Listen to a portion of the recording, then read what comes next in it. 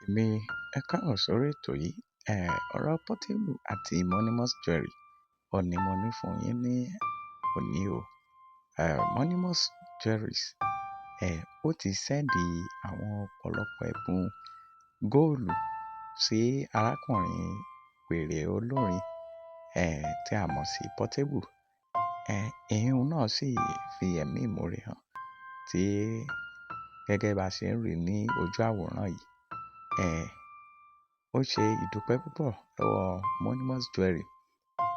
Èyí kì í ṣe pé láti polówó, ṣùgbọ́n láti fi tó ẹ̀yin subscriber wa létí gbogbo bó ṣe ń lọ.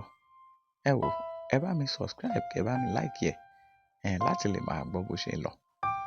Monimous Jewelry òun ló ṣe Portable ní oge gan. Ó tún fi àwọn góòlù, ó tún fi kún góòlù rẹ̀. Òun náà lẹ̀ ń wò ní ojú àwòrán yìí o.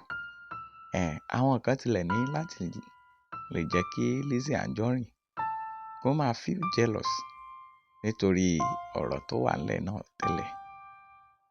Ẹ ṣé bí ẹ ṣe ń bá wa subscribe, tẹ̀ like ẹ.